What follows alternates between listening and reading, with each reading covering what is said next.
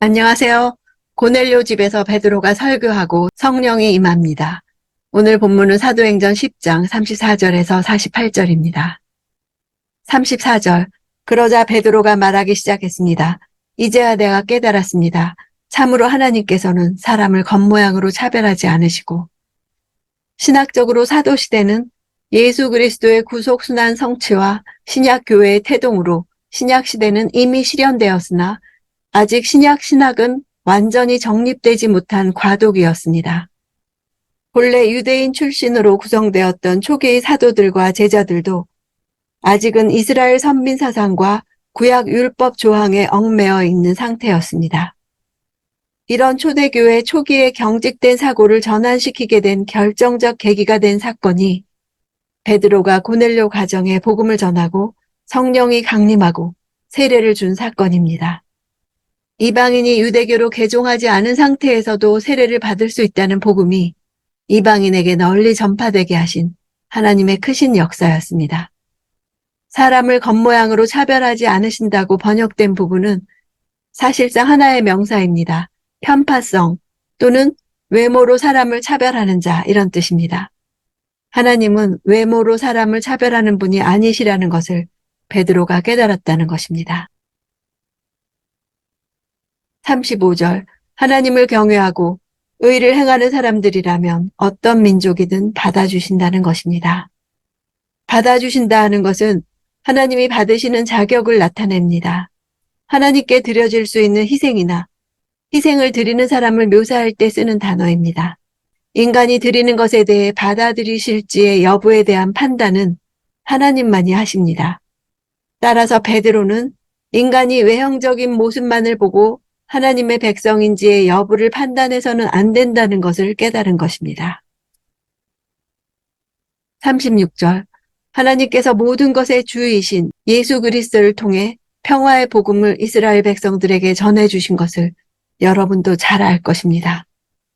모든 것의 주이신 하고 한글에서는 예수 그리스도를 수식하는 것으로 번역하고 있지만 원문상으로는 문장의 맨 마지막에 위치하는 하나의 독립된 절입니다. 예수 그리스도에 대해 언급한 다음에 이분은 모든 것의 주시라 하고 독립적인 선언을 해서 유대인뿐 아니라 이방인의 주도 되심을 강조하고 있습니다. 평화는 헬라어에서 전쟁의 반대 개념으로 쓰입니다. 성경에서는 주로 인간과 하나님 사이에 적대감이 없어진 상태를 묘사합니다. 인간이 타락한 날로부터 인간은 하나님과 적대 관계에 빠졌습니다. 사람들은 죄악된 행동 때문에 그리고 죄악된 성향 때문에 하나님으로부터 멀어졌을 뿐만 아니라 적이 되었던 것입니다. 하나님과 인간 사이의 평화는 하나님 자신이 먼저 시작하십니다. 예수 그리스도의 희생을 통해 인간과 하나님은 평화하게 되었습니다. 이스라엘 백성들에게 전해주었다는 것은 가장 먼저 복음을 들은 특권을 가지게 된 것이지 결코 복음을 독점할 수 있다는 의미는 아닙니다. 38절. 하나님께서 나사렛 예수에게 성령과 능력으로 기름 부으신 것과 하나님께서 예수와 함께 하심으로 예수께서 선을 행하시고 마귀의 능력 아래 짓눌려 있던 사람들을 모두 고쳐주시며 두루 다니셨습니다. 기름 부으셨다는 단어는 항상 하나님이 하신 행동으로 나옵니다. 이것은 초자연적인 축복이나 승인이나 위임이라는 의미입니다. 기름 부음은 흘러내리는 특성이 있습니다. 성령과 능력으로 기름 부은 것은 하늘로부터 넘치게 주셨다는 뜻입니다. 39절. 우리는 예수께서 유대 사람들의 땅과 예루살렘에서 하신 모든 일의 증인입니다. 그들은 예수를 나무에 달아 죽였지만 증인을 복수형을 썼습니다. 예수의 이적과 모든 사역은 꾸며진 이야기가 아닌 역사적 사실임을 강조하고 있습니다. 십자가 대신 나무라는 표현을 쓴 것은 신명기 21장에 나온 대로 예수의 죽음이 저주였다는 사실을 강조하기 위함이었습니다. 그가 받은 저주는 우리 인간들이 당할 모든 저주에서 건지는 대속적인 저주였습니다. 40절. 하나님께서는 3일째 되는 날 예수를 살리셔서 사람들에게 나타나게 하셨습니다. 원문대로 직역하면 일으키셨다. 그리고 그는 공개적으로 보이도록 그를 내주셨다.입니다. 예수님의 부활 후에 하나님께서 그를 공개적으로 보이도록 하셨다고 말하는 이유가 있습니다. 베드로의 설교를 듣고 있는 이방인들은 예수님의 제자들이 그의 시체를 가져갔다는 유대인들이 퍼뜨린 헛소문을 들었을 가능성이 있기 때문입니다. 41절. 그러나 모든 사람이 다 본 것이 아니라 하나님께서 미리 선택하신 증인들, 곧 예수께서 죽은 사람들 가운데서 살아나신 후 함께 먹고 마셨던 바로 우리에게만 보여주신 것입니다. 증인들의 범위를 점점 좁히고 있습니다. 모든 사람에서 미리 택하신 증인들, 함께 먹고 마셨던 우리입니다. 이것은 함께 먹고 마셨던 제자들을 강조합니다. 이런 것이야말로 예수의 육체적 부활을 의심할 수 없게 만드는 분명한 증거들임을 밝히는 것입니다. 복음을 받은 자만이 복음을 전할 수 있고 성령 받은 자만이 성령을 전할 수 있고 부활을 본 자만이 부활을 전할 수 있습니다. 44절. 베드로가 이렇게 말하고 있을 때 말씀을 듣고 있던 모든 사람에게 성령이 내려왔습니다. 베드로의 설교가 채 끝나지도 않아 성령이 임했습니다. 과거 사마리아 성에서 먼저 믿고 세례만 받은 사마리아 사람들을 위해 베드로와 요한이 성령 받기를 기도하여 성령을 받은 것과 대조적입니다. 이것은 성령의 역사가 정해진 방식대로 일어나는 것이 아님을 보여줍니다.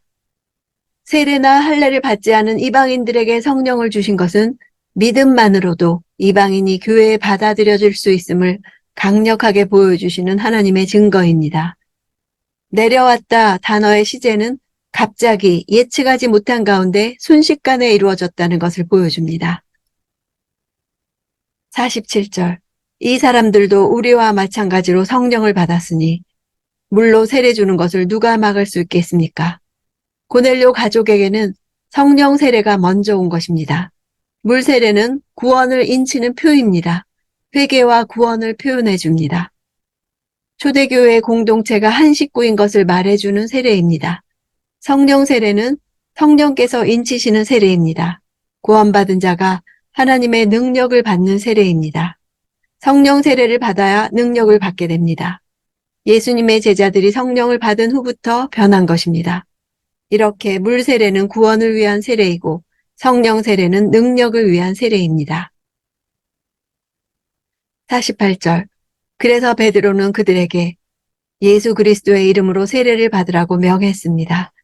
그 후 그들은 베드로에게 자기들과 함께 며칠 더 머물다 갈 것을 간청했습니다.